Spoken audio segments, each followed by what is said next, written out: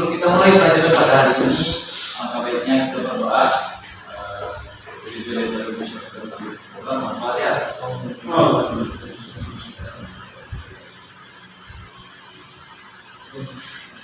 Baik, Bapak akan melanjutkan materi minggu lalu. Minggu terakhir mau diperhatikan, yaitu tentang asal-usul tasawuf, sejarah atau asal-usul tasawuf. Tasawuf ini bersumber dari Al-Quran dan hadis. Banyak ayat-ayat dalam Al-Quran dan hadis Nabi Sallallahu Alaihi Wasallam berbicara tentang hubungan antara Allah dengan hambanya. Secara umum, Islam mengatur kehidupan yang bersifat lahir atau jasadiah. Manusia secara umum Islam mengatur hidup yang bersifat lahiriah atau jasadiah dan kehidupan yang bersifat batiniah. Pada unsur kehidupan yang bersifat batiniah, inilah kemudian lahir tasawuf. Unsur kehidupan tasawuf ini memandang perhatian yang cukup besar dari sumber ajaran Islam, Al-Quran dan Sunnah, serta praktek kehidupan Nabi dan sahabatnya. Lebih jauh di dalam Al-Quran banyak sekali ayat-ayat yang berbicara tentang tasawuf. Di antaranya petunjuk bahwa manusia akan senantiasa bertemu dengan Tuhan dimanapun mereka berada. Al-Baqarah ayat 110. Lalu kemungkinan manusia dan Tuhan dapat saling mencintai atau mahabbah, Al-Maidah ayat 54. Dan banyak lagi konsep akhlak dan amal diajarkan dalam Al-Quran. Kesemua adalah sumber tasawuf dalam Islam.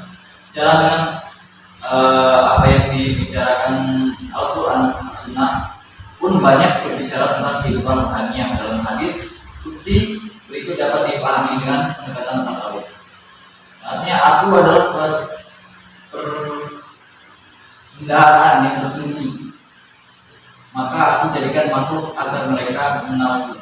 Hadis tersebut memberikan petunjuk bahwa alam raya, termasuk manusia kita ini, merupakan cerminan Tuhan atau bayangan Tuhan. Tuhan ingin mengenalkan dirinya melalui penciptaan alam ini. Dengan demikian, dalam alam raya ini terdapat potensi ketuhanan yang dapat digunakan untuk mengenalnya. Dengan mempercayai Allah itu, kita kan dapat melihat apa yang ada di bumi ini kan, apa yang sudah Allah berikan dari awal kecil dalam tubuh kita, itu bersyukur gitu kan. Dan apa yang ada di alam raya ini pada hakikatnya adalah milik Tuhan semuanya. Bagi firman Allah Subhanahu Wa Taala dalam surah Al-Baqarah yang artinya, orang-orang yang apabila ditimpakan musibah, mereka mengucapkan inna lillahi wa inna ilaihi raji'un. Sesungguhnya kami adalah milik Allah dan kepadanya lah kami kembali. Dan Al-Baqarah ayat 45 sampai 46 yang artinya, jadikanlah sabar dan salat sebagai penolongmu, dan sesungguhnya yang demikian itu sungguh berat, kecuali bagi orang-orang yang khusyuk, yaitu orang-orang yang meyakini bahwa mereka akan menemui Tuhannya dan bahwa mereka akan kembali kepadanya. Benih-benih tasawuf ini dipraktikkan langsung oleh Nabi Shallallahu Alaihi Wasallam dalam kehidupan sehari-harinya. Perilaku hidup Nabi Shallallahu Alaihi Wasallam sebelum diangkat menjadi Rasul, berhari-hari beliau bertawat, mengawal itu ya berzikir di Gua Hiro, terutama pada bulan Ramadan. Di sana Nabi Shallallahu Alaihi Wasallam berzikir dan bertafakur mendekatkan diri kepada Allah Subhanahu Wa Taala. Pengasingan diri Nabi Shallallahu Alaihi Wasallam ini di Gua Hiro merupakan acuan utama para sufi dalam berkhulwat. Kalau para sufi kan nggak di Gua Hiro, tapi ya di rumahnya masing-masing gitu. Atau mungkin di masjid. Puncak kedekatan Nabi Sallallahu Alaihi Wasallam dengan Allah terjadi ketika beliau melakukan Isra wal Mi'raj. Isra wal Mi'raj ini adalah perjalanan Nabi menuju alam ketuhanan. Alam Tuhan saat menuju alam ketuhanan. Dikisahkan Nabi SAW berdialog langsung dengan Allah ketika menerima perintah sholat 5 waktu. Jadi betapa ya, sempurnanya Nabi bisa mencapai ke alam ketuhanan. Malaikat saja cuma sampai alam malakut, dia tidak bisa sampai ke alam Tuhan, alam ketuhanan. Jika malaikat Jibril yang menemani Rasulullah itu nampil ke alam Tuhan, maka dia akan hancur. Nabi SAW tidak. Nabi juga sering mengenal mengenal. Nabi itu sering mengganjal perutnya dengan batu sehingga menahan lapar. Cara beribadah Nabi SAW ini juga merupakan cikal bakal tasawuf. Nabi SAW adalah orang yang paling tekun beribadah. Dalam suatu riwayat dari Aisyah radhiyallahu anha disebutkan bahwa pada suatu malam Nabi SAW mengerjakan sholat malam. Di dalam sholatnya bergetar, memanjang, banyak rakaat serta khusyuk dalam sholatnya. Tatkala rukuk dan sujud terdengar suara tangis, namun beliau tetap melakukan sholat sampai azan Bilal bin Rabah terdengar di waktu subuh. Melihat Nabi SAW demikian tekun melakukan sholat, Aisyah radhiyallahu anha lalu bertanya, "Wahai junjungan, bukankah dosamu yang terdahulu dan akan datang harus diampuni? Kenapa engkau masih terlalu banyak yang melakukan sholat?" Nabi SAW pun menjawab, "Aku ingin menjadi hamba yang banyak bersyukur." Nah, akhlak Nabi ini merupakan acuan akhlak yang tiada banding.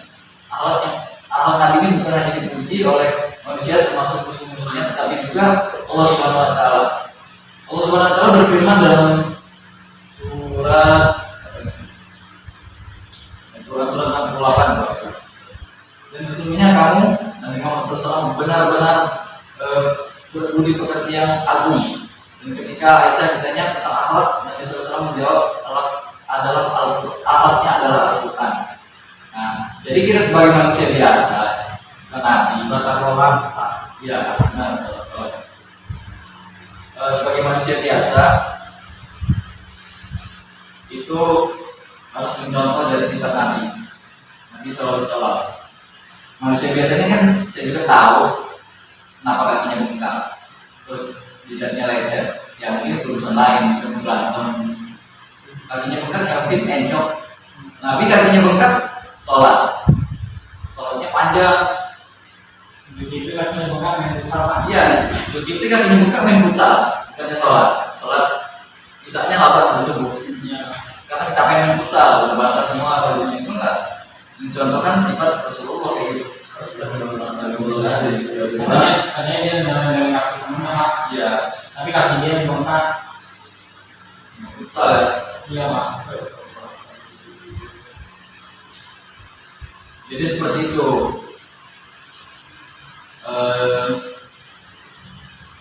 Itu saja materi yang dapat Bapak sampaikan.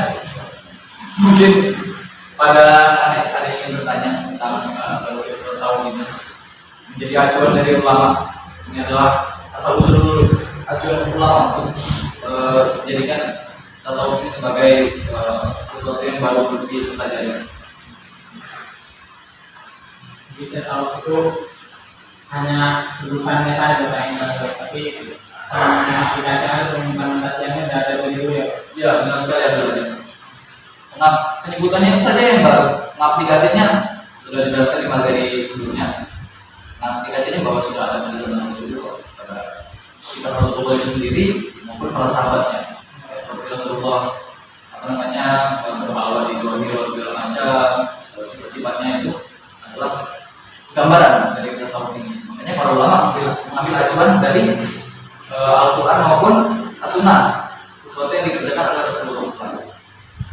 Ini ada lagi yang ditanyakan, mau menunjukin kurang-kurangnya enak misalnya. Iya Pak. Biar kakinya nggak bengkak. Ya. Ini namanya juga Ya. Pada Judi, berarti tidak ingin bertanya? saya rasa cukup Pak. Oh, sekiranya cukup. Baik.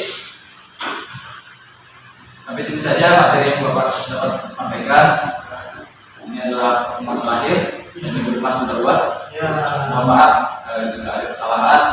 Semoga kalian semua, termasuk saya, dapat Menghadapi kenyataan. yang kenyataan yang pahit dan tercapai apa cita-cita yang diimpikan. Amin ya rabbal alamin. Diberikan umur yang panjang. Amin ya Rabb.